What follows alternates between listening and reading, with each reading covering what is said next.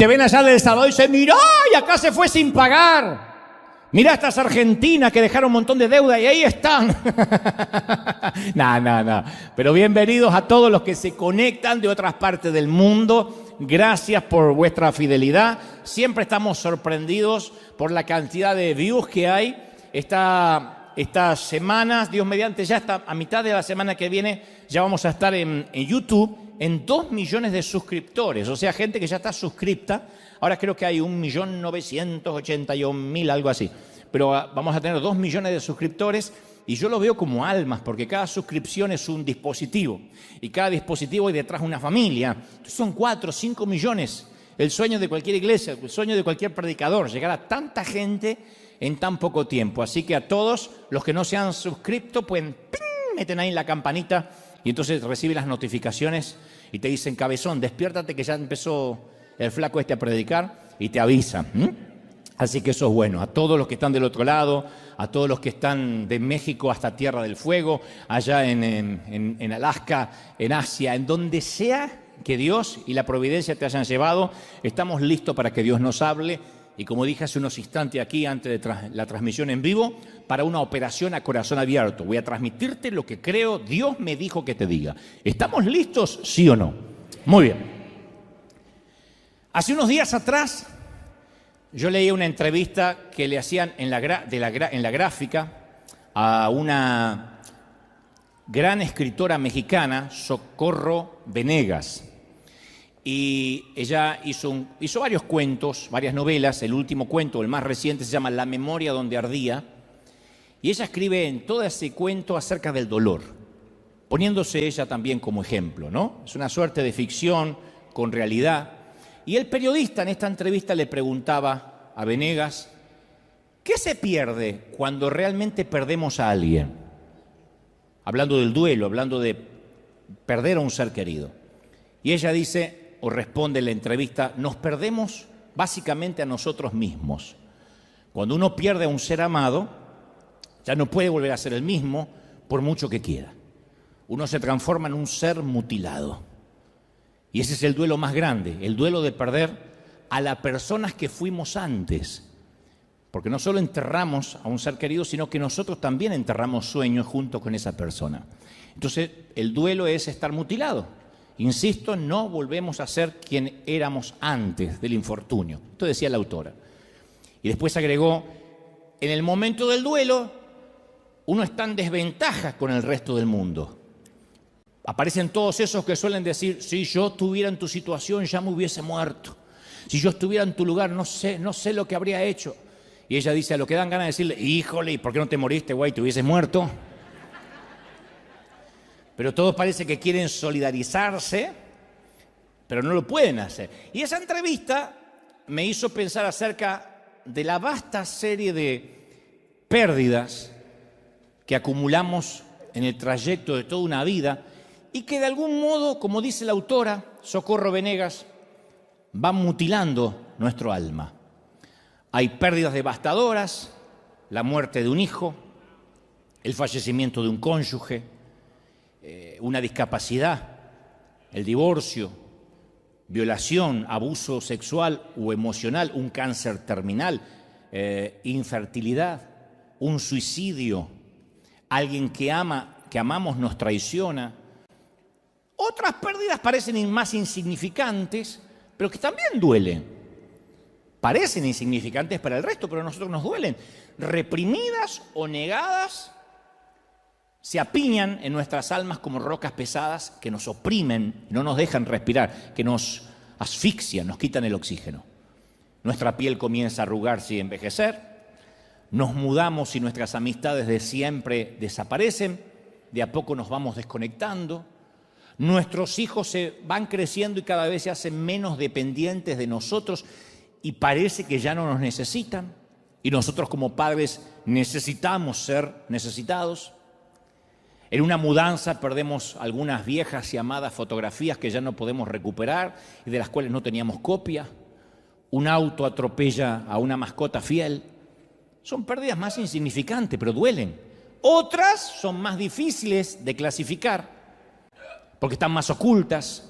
Un bebé que nace muerto, un embarazo fallido, un aborto. Y la cuestión no es calcular si es una pérdida gradual, si es súbita, si es una tragedia, algo que esperábamos o no, si transita lo público, si transita lo privado. La pérdida es la norma de la vida. Perder cosas o perder gente es la regla, no es la excepción. Y sé que nuestras historias y nuestros temperamentos son diferentes. Aquí nomás somos un pueblo cosmopolita, una plétora de temperamentos, de caracteres, y que cada uno responde al dolor de manera distinta.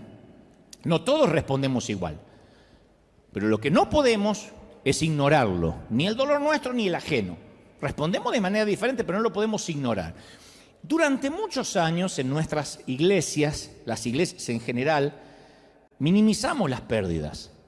Y esto nos llevó a una absoluta sensación de superficialidad, a una profunda falta de compasión, de empatía. Es como que se nos metió en el subconsciente colectivo de que llorar una pérdida, estar en duelo, es tener poca fe. Entonces nuestra cultura cristiana minimiza la tragedia, minimiza las pérdidas. Como que nuestra capacidad para la empatía con el dolor está casi perdida. Nos cuesta entender que alguien está sufriendo mucho tiempo, porque todavía está atravesando el duelo o el dolor. Y cuando nuestra vida experimenta una pérdida, nos enojamos con Dios.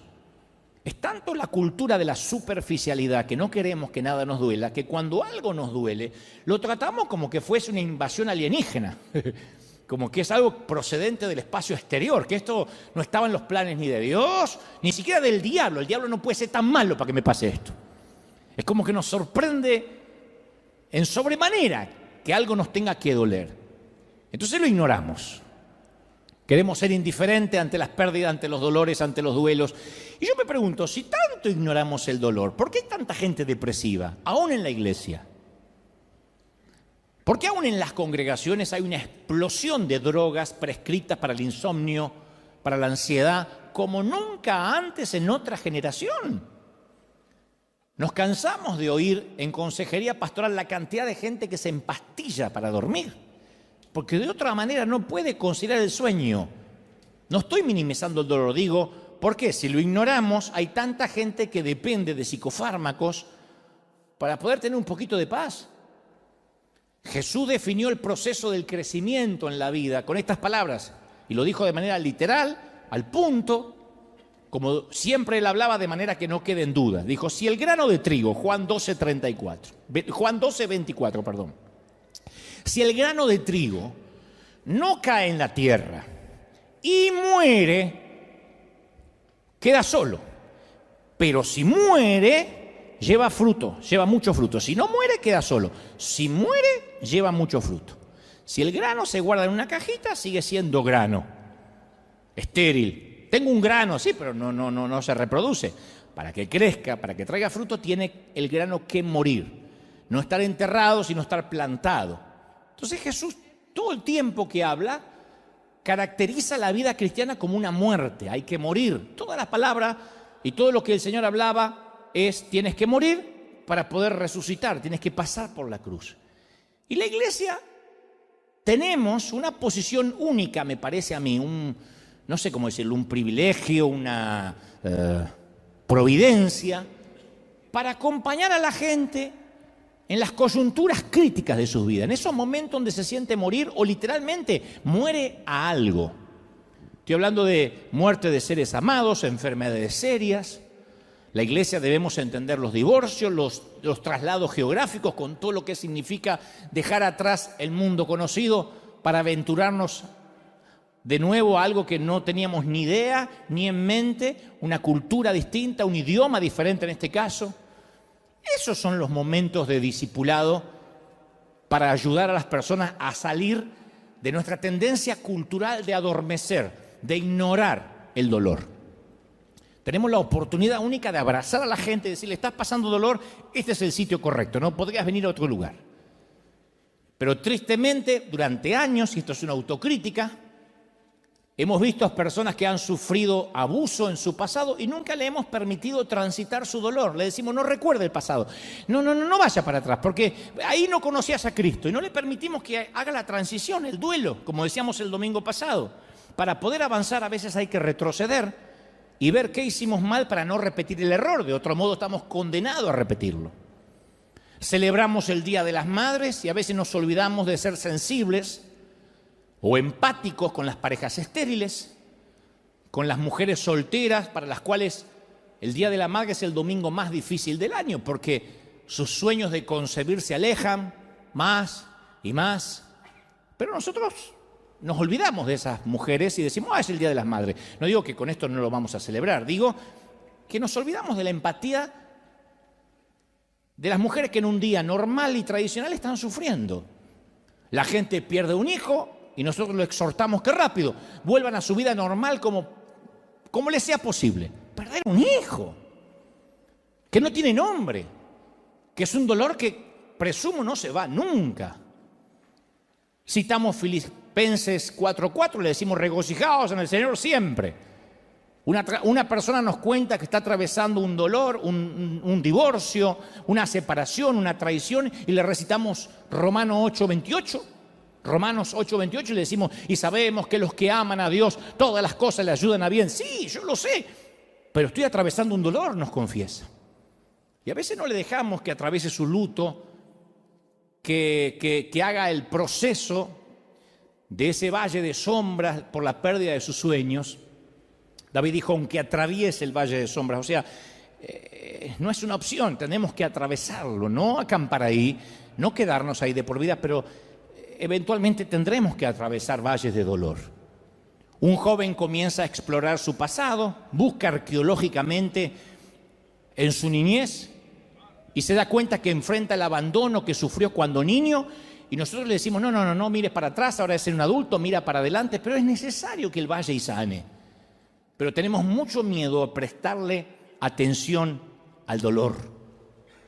Pero yo estoy convencido que a menudo, si acaso la mayoría de las veces, Dios utiliza el dolor para hacernos crecer. El dolor es necesario, no nos gusta, a mí no me gusta sufrir, a ustedes tampoco, pero a través del dolor es que decidimos cambiar. Si no hay dolor, no hay cambio. Leí una frase por ahí que dice, cambiamos y crecemos cuando el dolor de mantenernos como estamos se vuelve mayor que el dolor de cambiar. Cambiamos cuando el dolor de permanecer como estamos es más grande que el dolor de tener que cambiar. Entonces el dolor nos saca de la zona cómoda, el quebranto. Por eso es necesario el duelo, por eso es necesario respetar los que están sufriendo, aunque estemos en la iglesia, porque es el proceso psicológico y la respuesta emocional ante la experiencia de una pérdida. Y uno tiene que tener una teología sobre eso. Es decir, acá hay mucha gente que ha perdido cosas, que ha perdido seres amados, que han tenido que atravesar o están atravesando un luto, que es el proceso, nada menos, de adaptarse a una nueva normalidad de vida, a una silla vacía, a una cuna que no tiene a un niño dentro, a una casa silenciosa, a una pérdida de empleo, a una nueva normalidad física, andar con muletas, a estar confinado en una silla de ruedas, a un cambio de una posición cómoda financiera a una que es más paupérrima. Eso es una nueva normalidad. No podemos decir cambié y ya está, tengo que tener alegría. Cuesta. Dicen que hay 5 etapas durante un duelo, los psicólogos. Primero la negación, el enojo, la negociación, la depresión y finalmente la aceptación. Esas son las 5 etapas del duelo. Y aunque a mí me ayuda bastante, y yo sé que esto es utilitario, práctico, a mí me gusta observar en las Escrituras cómo David atravesaba sus duelos, entre tantos que hay en las Escrituras. Pero me sorprende cómo David, porque David lo expresa al ser poeta, con su prosa descarnada, él contaba cómo atravesaba los procesos de pérdidas. Me encanta su respuesta al dolor, la respuesta del rey David a la pérdida. Cuando David se entera de la muerte de Saúl y Jonatán, él canta compone una canción, una endecha, que es una canción de lamentación, y entonces le pide a todos, a todo el pueblo, en su discurso como rey, dice: hijas de Israel, llorad por Saúl. En segunda de Samuel 1:24. Le pide a las mujeres de Israel que lloren por Saúl. David está ansioso porque otros se le unan al llanto, que derramen lágrimas de dolor por la enorme pérdida que ahora está enfrentando la nación de Israel. Es como que reconoce que se perdió una etapa preciosa, que se ha ido y que no va a retornar. No dice: menos mal que se murió Saúl, ahora yo soy rey. No, él dice: vamos a llorar. Y en segunda de Samuel 1:18, David también ordena que en su endecha, o sea, su canción de lamento, se les enseñe a los miles de hombres de Judá. Él dice que el llorar no sea un patrimonio solo de las mujeres. David, a pesar de ser un guerrero, era un tierno. Él dice que no lloren solo las mujeres, también los hombres deben llorar. Quiero que la aprendan, que la memoricen y que la repitan, este lamento por Saúl y Jonathan. Y yo pregunto, ¿cuándo fue la última vez que cantamos en la iglesia un lamento como ese en el servicio de adoración a Dios? De hecho, ¿quién recuerda la última vez que se te enseñó la importancia de afligirse por una pérdida e integrarla a la adoración a Dios? Hoy vengo a adorar y vengo a llorar que estoy deshecho. ¿Cuándo fue la última vez que alguien te dijo: bueno, si tienes ganas de llorar, llora, mijo? Llore como macho hombre. Que se te caigan los mocos entre los bigotes, así, llora. Generalmente te dicen: no, confiese victoria, no le dé lugar al diablo. Entonces, ¿por qué David obliga a la gente a prestarle atención al dolor?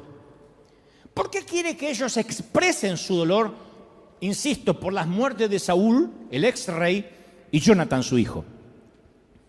¿No hay acaso mucho trabajo para hacer ahora que viene una transición a una nueva gestión de gobierno, que él tiene que tomar el trono?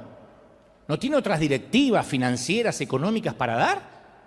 Sí, seguramente sí, viene la transición gubernamental, pero David entiende lo indispensable que es el dolor para la madurez espiritual. Está bien que a veces no estés bien. Está bien. Está bien que a veces duela. David sabe lo importante que es cuando dedicamos tiempo a lamentar nuestras pérdidas antes de seguir adelante, no quedarte ahí. Pero hay un tiempo que necesitamos decir: yo necesito una pausa. Si yo no lloro, si yo no reveo mi vida, no sé si voy a poder seguir. David sabe lo importante que es para la gente mantenerse conectada con la realidad y no huir del dolor. No podemos huir del dolor. Te voy a decir algo. Salmos es el libro más popular de la Biblia. Está más o menos en la mitad de las Escrituras. Incluye, para los que nunca lo leyeron o no sabían, incluye salmos de adoración, de acción de gracias. Hay muchos salmos de sabiduría, de arrepentimiento, salmos que expresan dudas, pero la mayoría están lejos de ser alegres. Por lo general hay muy pocos salmos de alegría. Más de los 150 salmos se clasifican como lamentos, cortavenas. La mayoría de los 150 salmos son medio como los boleros o como los tangos argentinos. Me dejó la morocha y se fue con otro, la desgracia. Bueno, algo así son los salmos. Salvando la distancia, ¿no? ¿Cómo querés que me quieran los pastores después de esto? Está comparando los salmos con el tango. Bueno, David escribió la mayoría de los salmos según la tradición.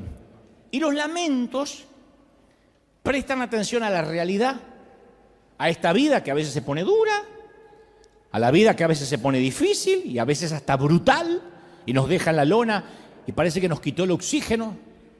O sea, estos salmos toman nota de la aparente ausencia de Dios que sentimos.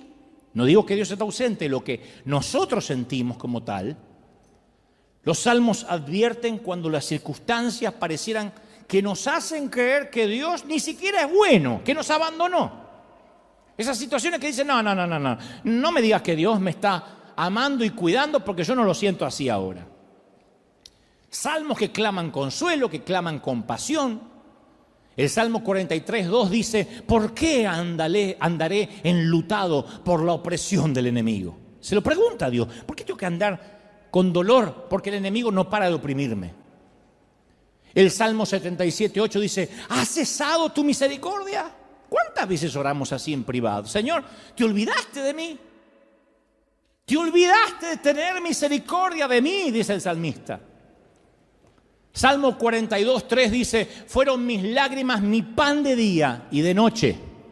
Porque una cosa es llorar en el sosiego de la noche, cuando el alma se ensancha, cuando nos vamos a descansar. Otra cosa es decir, no, yo todo el día vivo angustiado. Ahí está en la declaración de los salmos.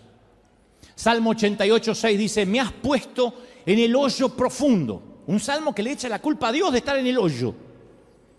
En tinieblas profundas. Sobre mí parece que reposa tu enojo. Me has afligido, Señor.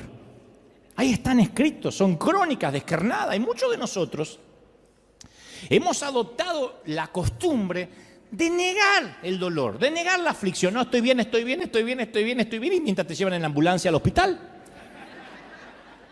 Quizá la manera más popular de no prestar atención a nuestro dolor y a nuestras pérdidas sean los mecanismos que tienen que ver con la adicción. Cuando tratamos de llenarnos de algo para no pensar en lo que nos duele. La gente utiliza el trabajo, la televisión, el alcohol, salir de compras, de parranda, los negocios, las aventuras sexuales, todo con el fin de mitigar el dolor, de no pensar. Por eso es que comienza el alcohólico a tomar, para no pensar. Conocí un borracho que decía, ¿y por qué tomas? Para olvidar. ¿Para olvidar qué? Para olvidar que soy un borracho. ¿Y qué usamos los cristianos? Para olvidar el dolor. El servir a Dios, incansablemente. El ser un 24/7 servidor de Dios. Usamos el servir a Dios para no tener que enfrentar el dolor. Entonces las actividades cristianas, el estar toda la semana metido en la iglesia y sirviendo, se vuelven dañinas cuando las utilizamos sin darnos cuenta para escapar del dolor, para no enfrentar el dolor. Es una adicción más santa, si se quiere, más religiosa, pero adicción al fin. Porque tenemos la presión de mostrar una imagen madura, espiritual. Eso nos persigue a la mayoría, demostrar que todo está bien. Y olvidamos que ninguno de nosotros es perfecto, que todos sufrimos. Generalmente los predicadores no suelen contar sus infortunios, sus tristezas, sus depresiones, pero porque la mayoría finge. Y no porque son hipócritas necesariamente, sino porque piensan que si se muestran auténticos eso va a socavar la autoridad. Piensan que si se muestran débiles, el que está escuchando va a decir, si este está débil, ¿qué me queda para mí? Me suicido. ¿Piensan eso? Yo creo que no. Yo creo que nos hace bien saber que no somos perfectos. ¿Cuántos de nosotros quisiéramos, por ejemplo, no me digan amén, pero por la carita voy a saber que me dicen amén, ¿cuántos de nosotros quisiéramos borrar ciertos acontecimientos de nuestra historia pasada para no deshonrar el nombre de Dios? ¿Cuántos quisiéramos decir, ay, eso si lo pudiera borrar, no quiero que me lo recuerden? David no lo hizo. Como rey, podía haber hecho borrar cualquier registro de su fracaso moral, pero usó su poder para asegurarse que en los libros de historia todas las generaciones futuras leyeran de que él había fracasado. De hecho, David escribió una canción sobre el fracaso. Ahí está el Salmo 51 cuando dice, canción que compuso David después que pecó con Betsabé y se arrepintió. O sea, le puso el título para que quede claro. No es como esos compositores que cantan, no sabes si le canta a la luna, al amigo, a la novia o al tío. No, acá está clarito. Y compuso una canción de quebranto para que se cantara en los servicios de culto de Israel y se publicara también en los manuales de culto, que son los salmos. Lo puso en el cancionero, el día que fracasé. Otro de los grandes hombres, Pablo, escribe, deja escrito, le dice a las iglesias de las cuales él pastoreaba, le dice acerca de los ruegos que él tiene personales, acerca de los cuales Dios no le respondió respecto a un aguijón de la carne, que todos presumen que era una debilidad. Algunos dicen, no, era corto de vista. No, él está hablando porque en otras ocasiones él amplía más y dice, mi carne hace todo lo contrario a lo que mi espíritu desea. Él habla de una debilidad que quiere que Dios le quite. Y después le agradece a Dios por esas debilidades, porque le recuerda a los lectores que esa debilidad lo mantiene humilde y que se perfecciona a Dios en su debilidad. Abre el corazón. ¿Cuántos cristianos conoces hoy en día que harían esto? O de manera pública. Les voy a contar mi debilidad. La Biblia no oculta los defectos y el dolor de sus héroes. Moisés era un asesino, la esposa de Oseas era una prostituta, Pedro reprendió a Dios, Noé se emborrachó, Jonás era racista, Jacobo era mentiroso, Juan Marcos abandonó a Pablo, Elías se sentía deprimido, Jeremías era depresivo y suicida, Tomás dudaba, Moisés tenía mal temperamento, Timoteo tenía úlceras. Ustedes tienen menos Biblia que una mezquita, lean. Cuando se ríen en el momento equivocado es porque no han leído la Biblia. Entonces, el secreto era que no ocultaban el dolor, ni ocultaba quiénes eran. Los antiguos hebreos expresaban físicamente sus lamentos. Rasgaban su vestidura, se ponían cilicio, se ponían cenizas. Tras la caída de Jerusalén, Jeremías escribe todo un libro de la Biblia llamado, ¿quién sabe? Lamentaciones. Lamentaciones. Es como decir, voy a escribir un libro que se llama Cortavenas. Lamentaciones. No es metafórico, son lamentaciones, las quejas de Jeremías. Y ahí están las Escrituras. Imagina a Jesús, según Isaías 53:3, varón de dolores, en las siguientes situaciones. Está ante la tumba de Lázaro y en lugar de llorar como lloró por su amigo, dice, bueno, andando todo el mundo, vamos María, Marta, empodérense, chicas. Power, empodérense. Chicas, chiques, chicos, imagínense. Yo me ocupo de esto, vamos, Lázaro, vamos a sacar la bendita al pibe. No, yo no. O cuando Jesús estaba en la cruz, en lugar de clamar, Dios mío, ¿por qué me has desamparado? Le hubiese gritado a la cruz, bueno, no es para tanto, grito de júbilo. Entonces, afligirse es indispensable para una espiritualidad real. Que no es lo mismo que vivir en un estado depresivo, sino pasar momentos tristes. Por eso siempre digo que no hay catástrofe más grande que la vida espiritual que no tiene realidad, que no es genuina.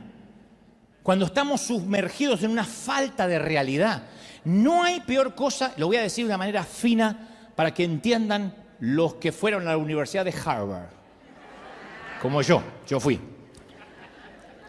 Miré de afuera, saqué una foto maravillosa. Y fui a varias a conocer. Pero yo quiero que lo entiendan de esta forma. No hay peor cosa que ser cristiano y vivir en medio de una nube de flatulencia religiosa. Una nube de gas mental. Cada vez conozco más gente viviendo ahí. Es como que la religión nos da licencia un montón a que a veces vivamos en un mundo de fantasía irreal, una vida inflada con anabólicos, que no se condice con la realidad de lo que sufre la gente. Por eso a veces somos tan poco creíbles. He conocido a lo largo de este peregrinar cristiano desde gente creyente que deja el trabajo porque Dios le dijo que tiene que vivir por fe. Tiene 8 hijos y Dios anoche en una revelación le dijo, deja el empleo y vive por fe. A creyentes que se metieron en proyectos faraónicos que terminaron quebrando su vida, su matrimonio, porque Dios se lo mostró en una revelación a él, incomprobable, pero Dios se lo mostró. Después de comerse 7 tacos, se fue y tuvo revelaciones. Hasta personas que se dejaron morir por no ir a un médico a tiempo, porque se iban a curar en el nombre del Señor. hasta otros que se autonombraron pastor y sin ningún background, sin ninguna preparación, se abrieron una iglesia propia porque no estaban de acuerdo con su pastor local. Nadie los comisionó, nadie los ordenó bajo el pretexto, me lo dijo el Señor, que abra una nueva iglesia donde haya más amor. Eso es la flatulencia mental, la falta de realidad. Y la verdadera vida espiritual no es una huida de la realidad, sino un compromiso absoluto con la realidad. Por eso no tenemos que eludir nuestras heridas, buscar atajos espirituales, porque el dolor es un gran maestro.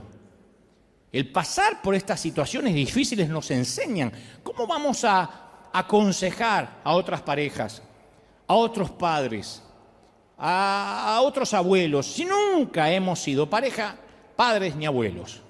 Si nunca hemos sabido lo que se siente tener un hijo.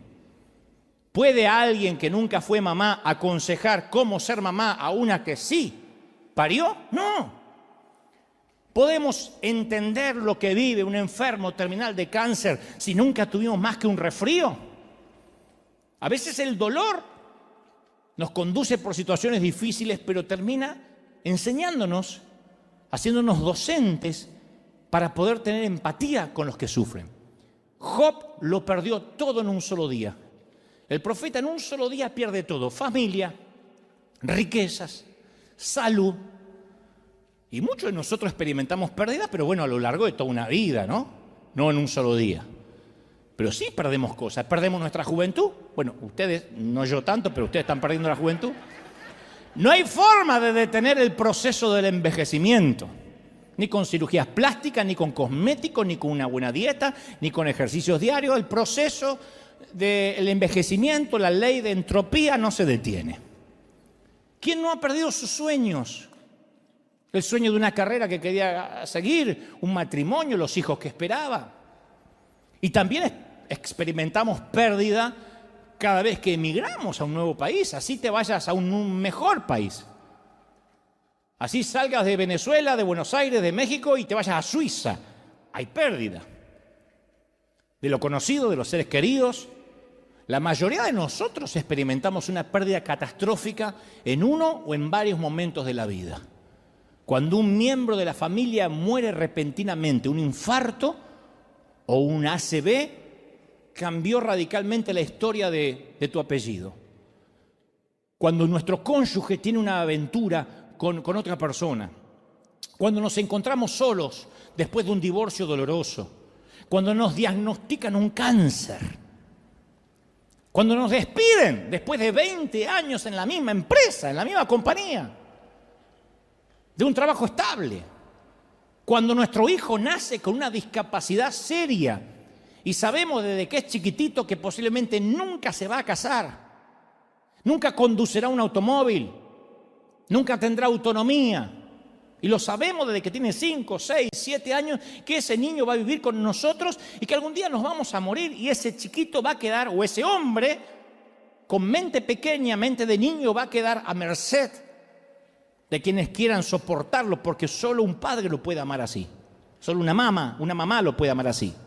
Infertilidad, aborto, amistades rotas, pérdida de la memoria. Nos sentimos traicionados por una tradición de la iglesia, por algo que creíamos y que ahora tenemos una revelación y decimos, ¿cómo perdí tanto tiempo siendo religioso? Nos sentimos traicionados por un pastor, incluso a veces por Dios mismo. Perdemos nuestras ilusiones acerca de esta nueva familia en Jesús, que es la iglesia. Y decimos, ay, me encanta River, hasta huele bien, qué lindo. Y después, ¿cuánto tiempo tardamos en darnos cuenta de que no es la iglesia perfecta? Ni hay gente perfecta como lo esperábamos. Y nos desilusionamos. De hecho, cierta gente aquí nos desilusiona. Y Job supo de esas pérdidas, de esas desilusiones. Job era el Elon Musk, el Jeff Bezos, el Bill Gates de la época. La Biblia dice que tenía 7,000 ovejas. Nos abruma la riqueza que tenía. 7,000 ovejas. Tenía 3,000 camellos, que eso era carísimo, 3,000 camellos. 500 yuntas de bueyes, 500 asnos. Una gran plantilla de empleados. Hoy habríamos visto su rostro siempre en la portada de Forbes, todos los años, porque era el hombre más rico del mundo. Entre sus activos había una flota del Rolls Royce, Bugattis, Lexus, 2 Tesla para ir a la feria, aviones privados, yates impresionantes, negocios prósperos, patrimonios inmobiliarios en expansión. Y Job 1.3 dice que entre todos los habitantes del Oriente era el personaje de mayor renombre, era uno de los más influyentes, era un hombre también piadoso. Temía a Dios, dice las Escrituras, y vivía apartado del mal. De repente, todas las fuerzas del cielo y de la tierra se pusieron en contra de Job y Job se vio en medio de una pelea cósmica. Para hacer la historia corta, el enemigo va, habla con Dios, le dice, quiero que le quites la cobertura para que yo lo aflija y vamos a ver si este tipo, sin tanto dinero, sin aparecer en Forbes, sin el yate, te sigue adorando. Y yo dice, vale, y el pobre tipo estaba abajo, mirando cómo jugaban al tenis arriba. Cayeron rayos, un tornado desató su furia, el hombre más rico de sus tiempos había quedado en la ruina, sus 10 hijos murieron en un desastre natural, 10 funerales, enterrar a un hijo es doloroso, 10. Job no pecó, no culpó a Dios, lo adoró, respondió de una manera increíble, lo adoró. Después su cuerpo se cubrió de ampollas dolorosas. Dice la palabra, desde la planta de los pies hasta la coronilla tenía ampollas, peor que la viruela del mono. Las úlceras se le infestaron de gusanos. O sea, no tenía ni la asepsia mínima. Le entró una fiebre muy alta, con unos escalofríos atroces. El insomnio, el delirio, el ahogo llenaron sus días, no podía respirar. Aquella horrible enfermedad le consumió el cuerpo. Job no le quedó otra opción que mudarse fuera de las murallas de la ciudad, al basurero del lugar, al refugio de los marginados. Se sentó solo, aislado, sufriendo su solitario destino. Y por último, su matrimonio se vino abajo. Uno ve a la esposa de Job y dice, qué mujer desalmada, que no lo apoyó. Pero después de 10 funerales, de una mamá que entierra 10 hijos y un esposo seriamente enfermo, ya tuvo suficiente, pobre mujer. Por eso va y le reprocha y dice, ¿todavía mantiene firme tu integridad? ¿Todavía hay algo de lo cual adorar a Dios? Maldice a tu Dios y muérete. Son palabras duras, pero solo aquellos que han experimentado el dolor intenso sabe que uno dice palabras tan atroces y hostiles como esa en momentos de dolor. Y lo que hace más desconcertante la historia es la naturaleza inmerecida de su sufrimiento. Porque no había conexión entre ese tamaño dolor y un pecado oculto o expuesto. Era injusto. ¿Por qué el amor de Dios le hace esto a Job? ¿Cómo hubiésemos nosotros respondido ante una pérdida así, catastrófica? ¿Vives en Beverly Hills o vives en una zona residencial? De repente un huracán te barre todo, se mueren tus hijos, te quedas en la nada, indigente. ¿Cómo hubiésemos respondido? Yo digo siempre, el sufrimiento es difícil, duro, pero también diferente para cada uno. Lo dije hace un ratito. Cada familia y cada cultura afronta el dolor de manera distinta. Yo pienso que nuestra cultura es determinante en la manera de afrontar el dolor, ya seamos norteamericanos, latinos, chinos, árabes, afroamericanos, judíos de Europa del Este o caucásicos. Pero todos nosotros afrontamos de manera distinta el dolor.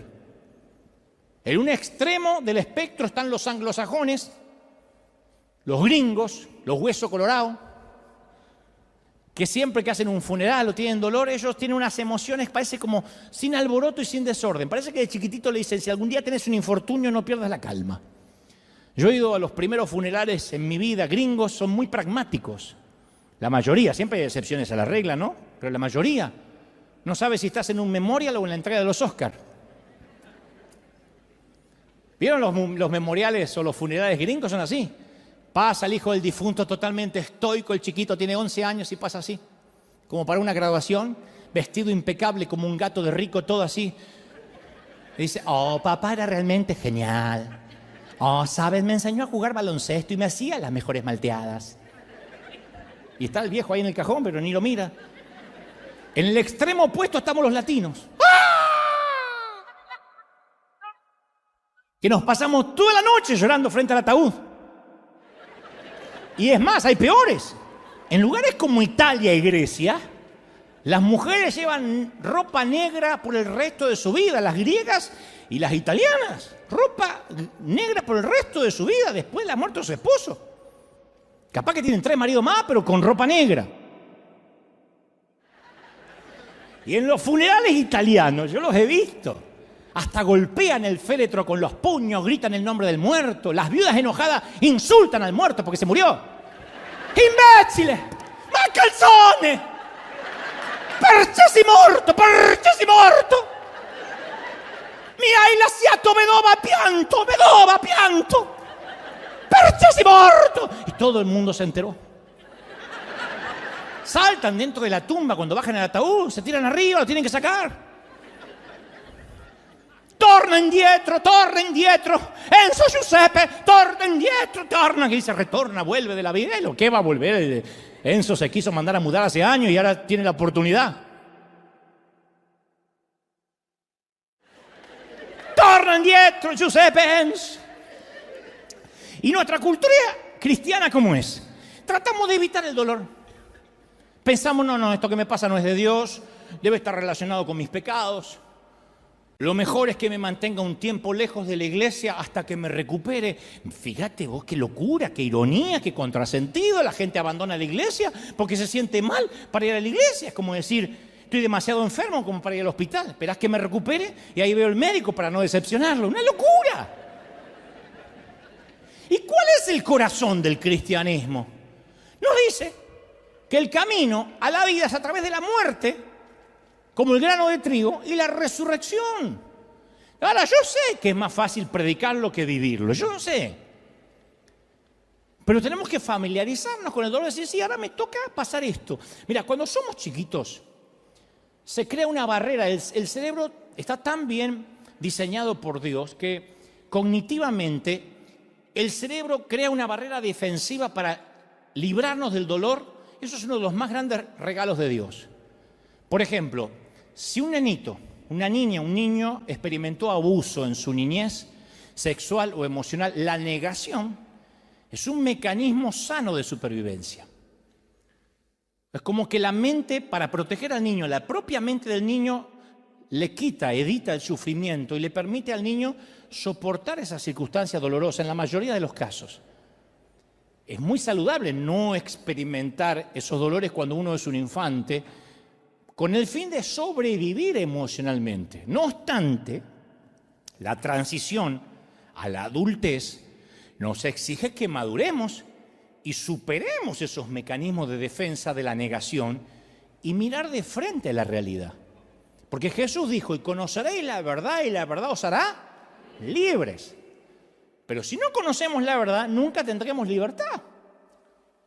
Entonces, inconscientemente muchos llevamos a la vida adulta muchos mecanismos de defensa para protegernos del dolor. Y en esa etapa de la vida adulta bloqueamos nuestro crecimiento espiritual y emocional, como dije el domingo pasado. Entonces tenemos muchos mecanismos de defensa contra el dolor, especialmente los cristianos. Lo anestesiamos, número 1. En el peor de los casos, con una botella de tequila, con vino, con una hora de pornografía en internet, con sexo casual. Número 2, lo negamos. Pretendemos que nada nos duele, ingeniamos un plan para que nadie note que estamos sufriendo y toda la vida es una farsa. Número 3, lo minimizamos. No me duele, esto ya va a pasar, tengo victoria, hay otros que sufren peor que yo, no me puedo quejar. Sí, pero es tu dolor. Hayas perdido a tu madre o un auto atropelló a tu mascota. Es tu dolor. Número 4, lo enterramos. Escondemos el dolor debajo de un calendario de actividades, nos ponemos a servir a Dios sin descanso, porque mientras más ocupados estamos, menos tiempo tenemos para pensar en lo que estruja nuestro corazón. Número 5, nos autocastigamos, nos flagelamos, nos azotamos, no con látigos, pero usamos reglas, listas de cosas para hacer, ritos que acatar, penitencias dolorosas disfrazadas de sana doctrina, todo para que duela menos lo que realmente tenemos que sanar. ¿Qué sentido tiene que una mujer se ponga una mantilla en la cabeza, nunca se corte el cabello, mida la falda para que jamás se le vea la rodilla y tenga un alma pútrida de dolor? ¿De verdad Dios va a ver el envase, lo de afuera? Sexto, evitamos mencionar el dolor, nunca lo sacamos a colación. No le digas a la familia, mucho menos que se entere el pastor. Y mantenemos todo muy superficial. Cruzamos los dedos para que el monstruo del dolor se mantenga en el fondo del lago, en lo profundo. Número 7, desviamos el dolor. Atacamos a nuestros hijos con explosiones de carácter. Nos desquitamos con nuestro cónyuge. Le gritamos a los empleados, a otro conductor, al chinito, que todos los chinos manejan bien, no sé por qué hay que gritarle. Número 8, neutralizamos el dolor. Decidimos que nunca jamás nos volverán a lastimar. Entonces creamos la foto de la familia perfecta, somos cristianos perfectos, vivimos para las redes sociales. Hay un montón de gente que vive para las redes sociales, que en vez de disfrutar en un restaurante, con la persona que tienen enfrente en la mesa, están pensando en sacarse la foto para que lo vea otro. Van a la playa y en lugar de disfrutar la playa están pensando, uy, cuando lo vean, acá, cuando lo vean, ¿y qué pusieron? Y después ya no está más en la playa. Está viendo qué pusieron los gansos que no fueron a la playa. Y armamos una vida superficial para mantenerlos al control. Matrimonios que se llevan como perro y gato, pero se sacan muchas fotos para dar un falso testimonio de algo que no existe. Eso es para evitar el dolor, la confrontación. Y Job nos presenta una manera brillante de cómo debemos salir del dolor en la familia de Jesús, sin importar la cultura, el temperamento o el género. En primer lugar, él le presta atención al dolor, al igual que David. Lloren, hijas de Jerusalén, por Saúl y Jonathan. Bueno, Job es igual, le presta atención. No lo ignora, no lo minimiza. Por eso digo, tenemos poca teología en la congregación para el enojo, la tristeza, para el duelo, para la depresión. Nos preguntan, ¿cómo estás? En victoria, aleluya, en victoria. ¿Quién va al médico y te dice, ¿por qué vino? No sé, porque estoy perfecto, aleluya. ¿Quién va? ¿Por qué ocultar las hemorroides? Y sufrirlas en silencio. ¿Qué hace Job? No reprime nada. Grita su dolor. Maldice el día que nació. Está ahí en las Escrituras. Parece que fueran versículos de menor categoría. Y a veces los censuramos, pero no nos corresponde a nosotros censurar lo que no nos conviene. Dice Job que perezca el día que fui concebido y la noche en que fue anunciado nació un niño. Ojalá que ese día se vuelva a oscuridad. Job 3:3. Le grita en una oración osada, le grita a Dios. Le dice exactamente cómo se siente, como si Dios no lo supiera. Hay 35 capítulos de cómo luchó contra Dios. Dudó, lloró, volvió a dudar, lloró, gritó. Se preguntó dónde estaba Dios y por qué le sucedía todo eso. No evitó el horror de la situación, lo enfrentó, dijo, este dolor me está pasando. Número 1, decir, a mí me está pasando un dolor. Por eso vengo a River, porque estoy en un dolor. Por eso estoy escuchando el servicio por streaming, porque estoy con dolor. No está mal, no es pecado. Si no, el Señor nos hubiese llamado varón de dolores, según Isaías. En segundo lugar, transita el duelo del dolor, lo transita. Aunque atraviese el valle de sombra y de muerte, no temeré mal alguno, dijo David. Job lo atraviesa. Yo no sé ustedes, pero yo detesto esperar en el tránsito. Detesto. Un argentino detesta más que cualquier otra cultura esperar. Los argentinos no deberíamos esperar. Detesto esperar para subir un avión. Yo soy de eso de que cuando aterriza el avión, viaje adelante o viaje atrás, ya se paran así y quedamos como pollos todos así, con la maleta. Estuvimos 8 horas sentados y ahora estamos como pollos así, esperando que abra. Dice, abriremos la puerta dentro de 3 horas y media. No importa, yo me quedo 3 horas y media así. Detesto esperar en la sala del dentista. Detesto ir a emergencia y que me hagan llenar una planilla. Mi mayor reto, por más de 50 años que he seguido a Cristo, ha sido creerle cuando tengo que transitar el limbo de la espera. Yo prefiero el control, como todos ustedes, por más que me miren con esa cara de santo devoto de Santa Clara de Asís. Yo sé que les cuesta esperar. Entiendo por qué Abraham, después de esperar 11 años, la promesa de que tendría un hijo, toma el asunto en sus manos y engendra un bebé de manera natural. Lo entiendo. Los ismaeles abundan en nuestras iglesias y en nuestra vida personal. Los atajos. Por eso uno de los mandatos más radicales del Señor es: guarda silencio ante el Señor. Guarda silencio y espera en Él con paciencia. Salmo 37:7. Guarda silencio, cierra el pico, cierra la jeta, dice una versión Dante habla hoy, y espera. Obedecer requiere humildad. Job pasa un periodo de duelo donde los allegados lo dejan. Porque la teología de la gente que lo rodeaba a Job, como a veces la teología de quienes nos rodean, no tiene suficiente Dios en la ecuación para atravesar esa etapa, ayudarnos a atravesar la etapa del dolor. Todos quieren venir a resolvernos el problema y a darnos consejo, cuando uno no quiere escuchar consejo, uno quiere un abrazo. Job tuvo que batallar con sus 3 amigos religiosos que estaban convencidos de que él estaba sufriendo por pecado. Job, estás cosechando lo que sembraste, le dicen al lado de la cama. Necesitas arrepentirte. El otro religioso dice: algo habrás hecho. Estás sufriendo por tu pecado. Estos 3 amigos representan el legalismo de la iglesia. Y esta no era la verdad. Estaba sufriendo a pesar de que era inocente. Y sus amigos, como muchos creyentes hoy, se creían que eran Dios y se ponían en lugar de Dios y dice: esto dice Dios. Entonces Job tenía 2 luchas por delante. Con sus amigos que dicen: esto dice Jehová. Y encima todo lo que le estaba pasando. Viste que esa gente siempre que cree saber por qué está pasando lo que está pasando, siempre aparecen. Esos babosos, esos están distribuidos estratégicamente para que te encuentres de 2 a 3 por día. Uno dice: hoy los voy a esquivar, te vas a encontrar mínimo 3. Están distribuidos de manera estratégica.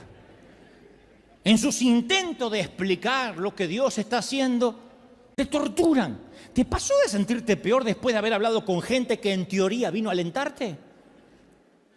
Te quiero dar una palabra de aliento. El Señor me dice que aunque toques las puertas de la muerte, porque este cáncer va a empeorar, cuando te arrepientas de tus pecados, Él me dijo que la victoria viene. Pero ¿por qué no te llevas la victoria, la corona y te vas a otro lado?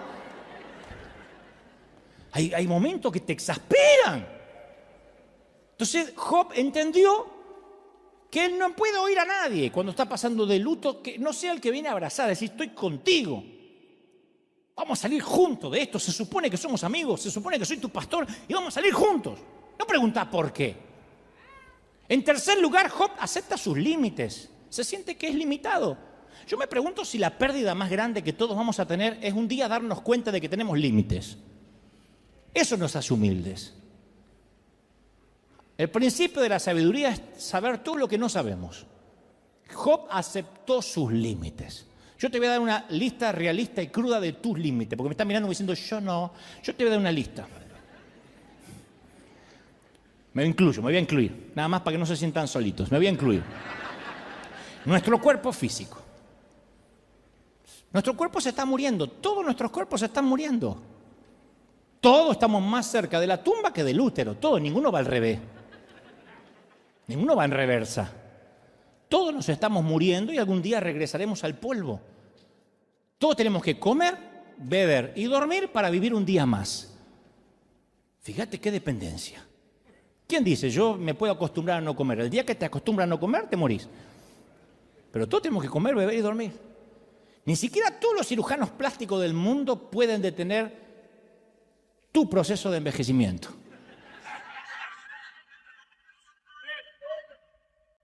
No puede.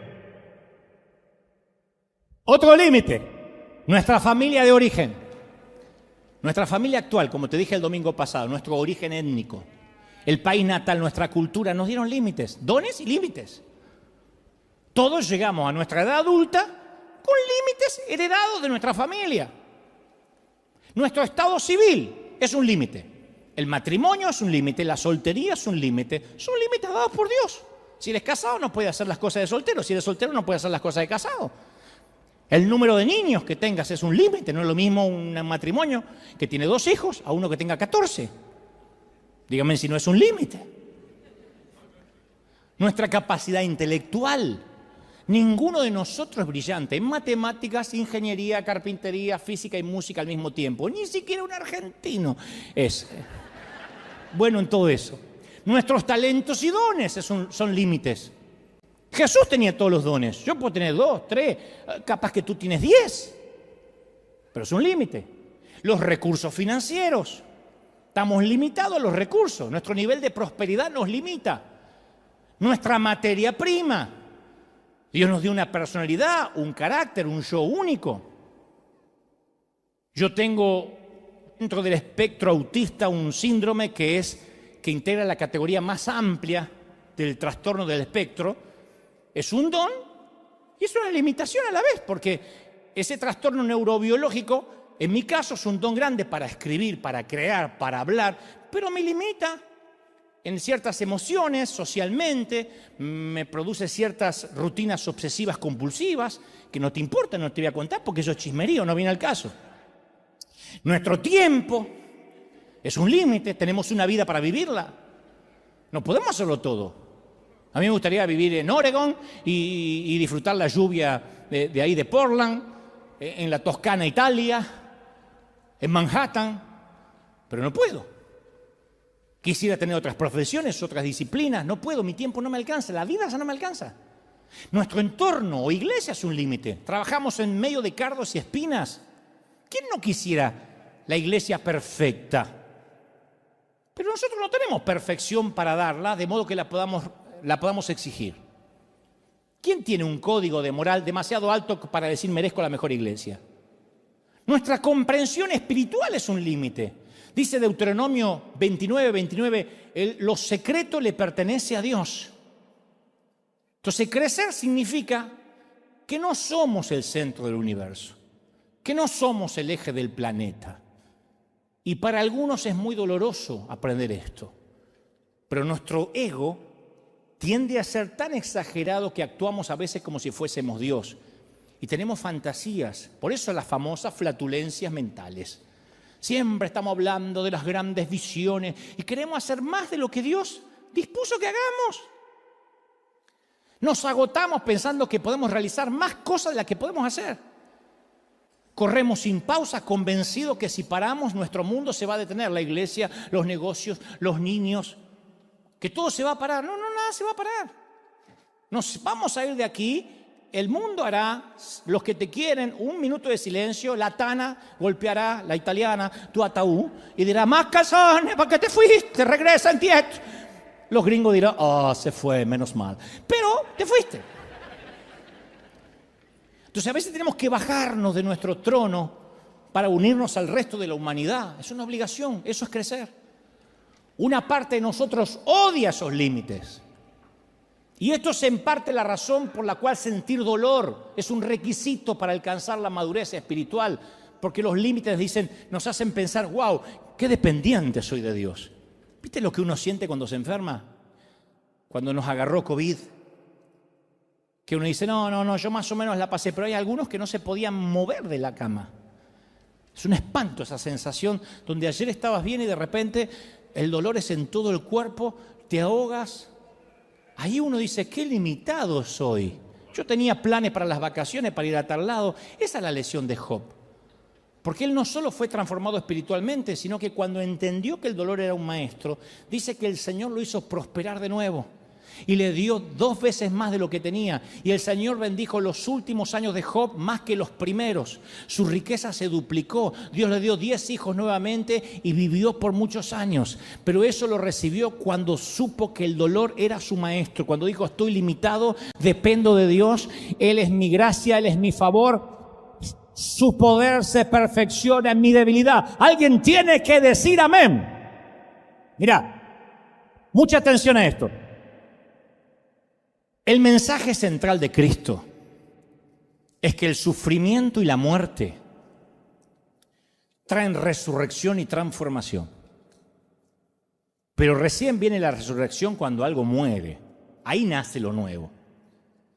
Cuando nace lo nuevo nos volvemos compasivos como nuestro Padre.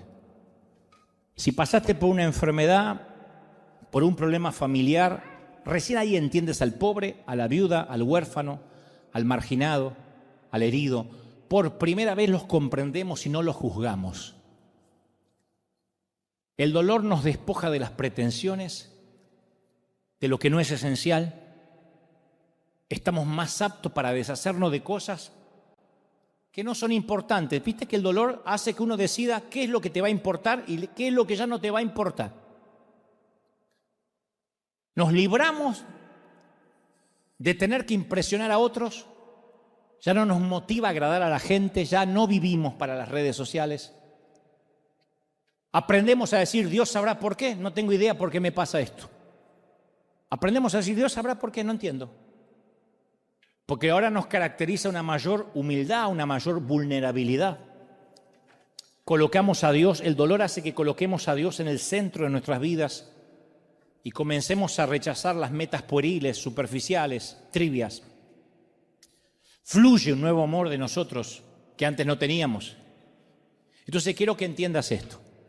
Hay un dolor que es antes de la operación. Cuando dices, o me intervengo quirúrgicamente o este dolor me mata. Pero después hay un dolor que es después de la intervención, es el postoperatorio.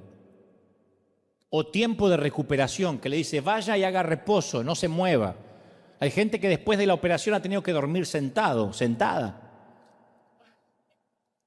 O los puntos te tiran, o tienes que tener cuidado al bañarte, no te puedes quitar la venda. Ese es el dolor de la recuperación, ese es un dolor saludable. Y yo sé que hay mucha gente acá, si acaso la mayoría, que está viviendo el dolor de la recuperación, el postoperatorio. Solo porque sientas dolor no significa que no estés mejorando. Si te duele es porque estás cicatrizando. Por primera vez se están arreglando tus cosas. El otro dolor es el que no tenías que seguir teniendo. Este es el dolor de cuando Dios metió la mano. Hoy te vas a ir de acá con dolor, porque estuve trabajando, dice el Espíritu Santo en tu corazón. ¿Viste cuando se te va la anestesia de la boca luego de ir al dentista? Y trabajaron mucho porque hicieron un root canal o limpieza. Se te va la anestesia y te empieza a doler. Y lo lógico, si estuvieron metiendo la mano ahí durante 1 hora y media. Bueno, hoy el Señor metió la mano durante casi 1 hora en tu corazón y te va a doler. Hoy a la tarde vas a tomar decisiones, vas a decir, wow. El dolor antes de la operación no tenía propósito. Pero el dolor después de la operación tiene propósito. Tampoco puede haber nacimiento a lo nuevo sin dolor. Las mamis saben de esto. El crecimiento duele. Y lo más importante, la iglesia, una vez que aprende a absorber el dolor y crece a través de él, llega a entender el rico fruto de la compasión divina hacia los demás. Solo el gran maestro del dolor nos da la capacidad para amar a los demás como lo hizo Jesús. Si no, no podemos amar. Muéstrame a alguien que la vida lo ha golpeado y te voy a mostrar a alguien lleno de misericordia por el dolor ajeno. Muéstrame a un nene o a una nena de papá que todo lo que quiso lo tuvo, que es un caprichoso, que si no le dan lo que quiere se pone a gritar y a hacer escándalo, y te voy a mostrar a alguien que no tiene empatía, que no ama a nadie y que se vive mirando el ombligo, aunque ya sea adulto. ¿Qué tal si nuestras heridas más profundas era justo lo que Jesús necesitaba para llevarnos al ministerio? ¿Qué tal si en tratar de arreglarnos nosotros mismos nos presentamos así, imperfecto ante Jesús y le decimos, Señor, úsame, acá estoy con mis heridas? ¿Qué tal si eso que pedimos que Señor sana rápido, de hecho es un regalo, este es tu mejor tiempo? El mejor tiempo es el postoperatorio. No se te tienen que abrir los puntos. Quédate quieto, descansa, espera en Él. ¿Qué tal si tú que estás desesperado por sanar, esas cargas que le pides a Dios que remueva, son justo lo que necesita Dios para moldear tu carácter? Hay 2 tipos de dolor. Uno que nos encierra en nosotros mismos, que crea traumas, por cuyas heridas ni siquiera puede entrar la luz. Y el otro, el dolor que enseña, el que nos confiere un corazón de grafeno, que nos da la capacidad de ser receptivos al dolor ajeno. Yo sé que hay mucha gente acá que no tuvo otra opción que ser valiente y tuvo que enfrentar la diálisis, la quimio, el caminar por el panteón, el cuidado de intensivos. Yo sé que a veces la vida no te dejó otra opción que ser valiente. Como decía mi papá, hacer de tripas corazón. Una enfermedad, una pérdida, una humillación y tuviste que respirar y salir adelante. Y haber superado el periplo de ese viaje interno, de ese viaje desgarrador, ha hecho que hoy dispongamos de un tendón espiritual magnífico. El dolor es un gran docente, te hace fuerte. Es el faro que nos avisa desde la orilla que hay un riesgo inminente y que podemos chocar contra los arrecifes. Si decidimos escondernos en la bodega como un polizón, no vamos a solucionar el problema, no vamos a crecer. La única salida posible es girar el rumbo, alzar las velas, ser un piloto de tormenta, tomar nuestras vidas por el timón, buscar mares más serenos, corrientes más propicias, vientos más esperanzadores. Y el aprendizaje obtenido tras esa experiencia nos hará único si no vas a conectar con la vida. Así que hoy yo te invito, esta mañana, por primera vez quizá, a que juntos celebremos y honremos y le agradezcamos a un gran docente, don Dolor. Vamos a decir, Señor, gracias porque eso me trajo hasta aquí, me capacitó, me ayudó y me bendijo. Vamos a honrar al maestro del dolor. Vamos a honrar con un aplauso a ese dolor. Celebra por los momentos difíciles, como Job. ¿Te atreves a adorar por los momentos duros? Agradece por los momentos de dolor. Celebra al Rey. ¡Aleluya! No. Celebra de verdad como si fuera una gran victoria. Dile, Señor, gracias. Caramba que duele, pero celebro ante Dios que me tocó pasar ahora. ¡Aleluya! Vamos, celebra al Rey de Reyes, al Señor de Señores. ¡Aleluya!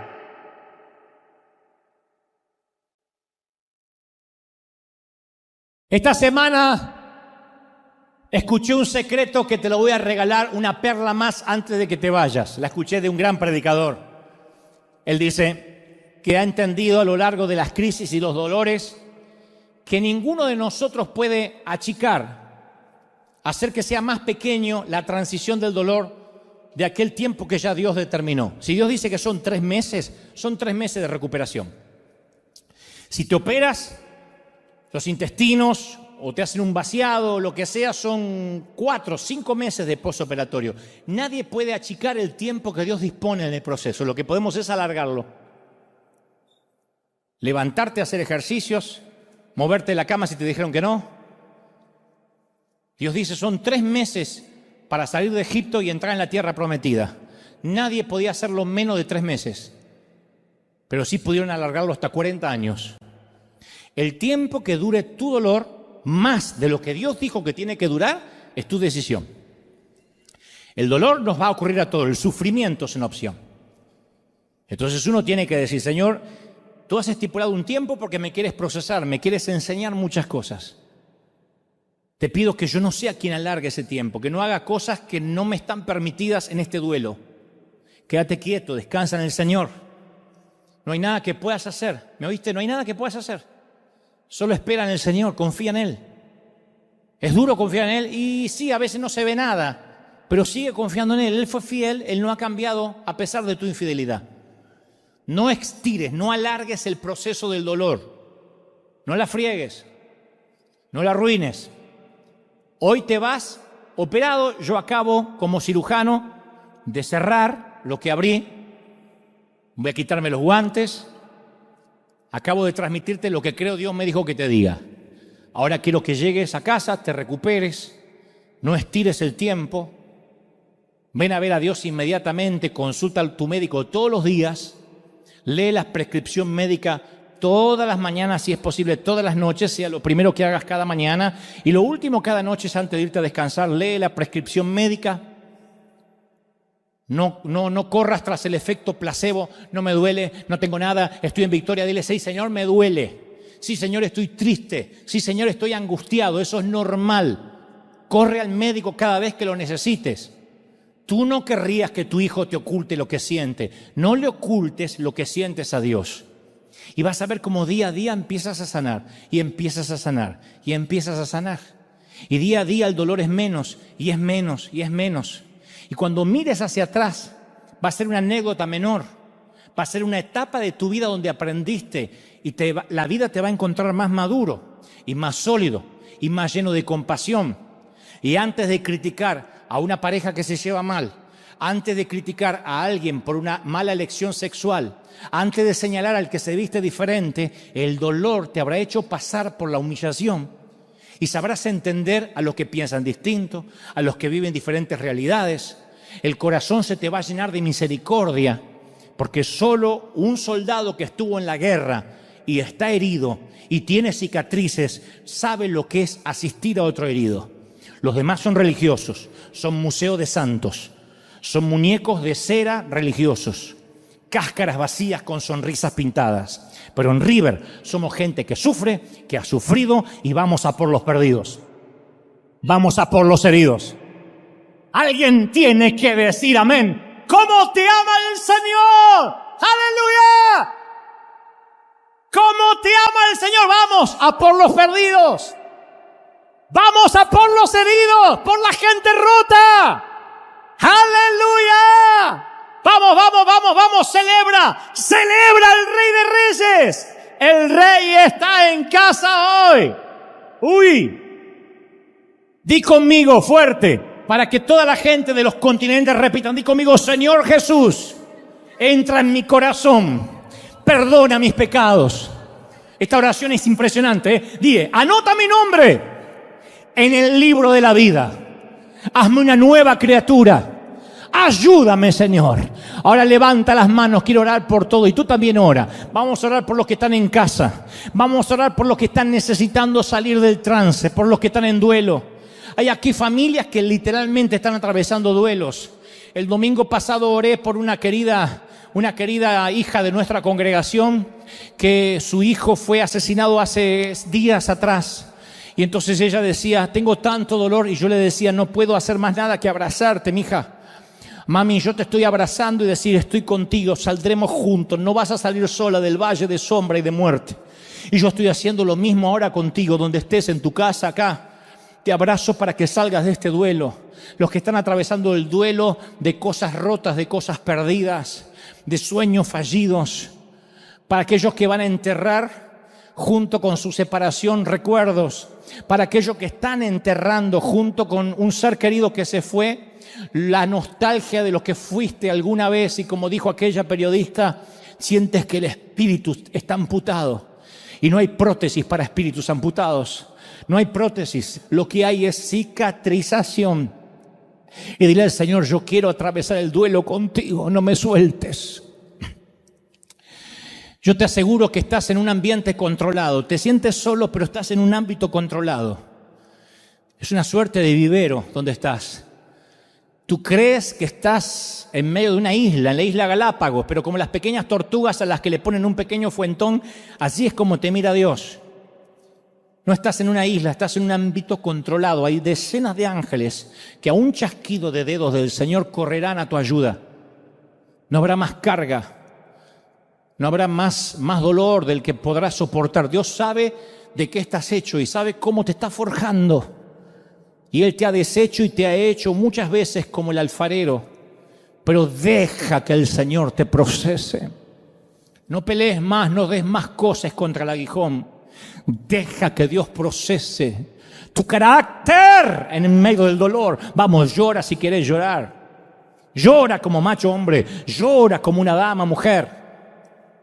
Y dile, Señor, atravieso el valle sabiendo que voy a salir del otro lado. Dale gracias a Dios porque Él, como buen médico, no te dejará salir de la crisis hasta tanto cicatrices. Él no quitará las vendas hasta que sepas que puedes tener una vida normal. Mientras tanto, mientras que estés atado metafóricamente a esa muleta, a esa silla de ruedas, a esa cama, estás controlado. ¿Has oído aquella frase? El enfermo está bajo control, está asistido todo el tiempo, tiene oxígeno, tiene suero. Bueno, eso es lo que está ocurriendo con tu vida. El Señor te ha puesto en cuidados intensivos. Y tú crees que te ha abandonado, pero Él dice, yo te puse en cuidados intensivos. 24 horas te estoy asistiendo. Yo no te voy a dejar solo. No vas a pasar a la habitación común todavía. Porque te quiero controlar. Porque tengo planes y proyectos para ti muy grandes, dice el Señor. Y para eso tu carácter tiene que procesarse, para eso tu temperamento tiene que pasar por el crisol. El oro tiene que quedar debajo y la impureza tiene que subir para que yo la quite. Y esa ira oculta en ti, ese dolor oculto en ti, esa lujuria oculta en ti, ha de subir a la superficie. No te asustes, yo te estoy refinando, dice el Señor. Yo te estoy procesando, dice el Señor. Vamos, levanta las manos y comienza a adorar al Señor por eso. Dale gracias por el gran maestro del dolor. Dale gracias por la docencia que Él está ejerciendo en tu vida, en tu familia, en tus cosas. Me dice el Señor, yo no te dejo salir de mi clínica hasta que no haya hecho contigo lo que dije que iba a hacer. Te voy a bendecir, voy a abrir puertas, voy a darte los sueños que tienes, pero antes tendrás una dosis de realidad. No te asustes, yo estoy al control, dice el Señor. Haz de cuenta que es una montaña rusa donde los niños pueden ir con tranquilidad. Es un riesgo controlado. Y lo que estás viviendo está bajo control. Cree, dice el Señor. Yo te bendigo, yo te proceso, yo te enseño, dice el Padre. Señor, he transmitido a tu pueblo lo que creo me has dicho que diga. Lo voy a enviar a casa ahora a recuperación. Pero sé que el proceso ha de terminar en algunos, ha de continuar en otros y ha de comenzar también en unos pocos. Sé que este proceso es para bien, porque pensamiento de bienestar tienes para nosotros y no de mal, porque se te ha placido amarnos y adoptarnos. Enséñanos. Gracias, Señor, por enseñarnos. Gracias porque duele. Gracias por los momentos difíciles. Ahora declaramos, Señor Jesús, que nada regulará nuestra adoración, ni nuestra alegría, ni nuestro gozo. Y aunque lloremos de dolor, sabremos que tú estás al control. Dios es soberano. Dios sigue estando en el trono, River. Dios no nos deja y nos bendice. Bendigo tu vida, mi amigo. Bendigo tu vida, hija. Amén. Amén y amén. Gloria a Jesús. Alguien tiene que aplaudir más que eso. Celebra al Rey. Di conmigo, Señor Jesús.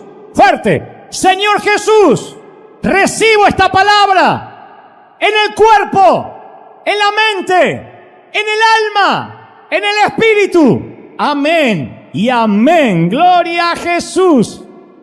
Chao, gente maravillosa. Chao, hasta el domingo que viene. Chao, la gente del mundo. Chao, chao.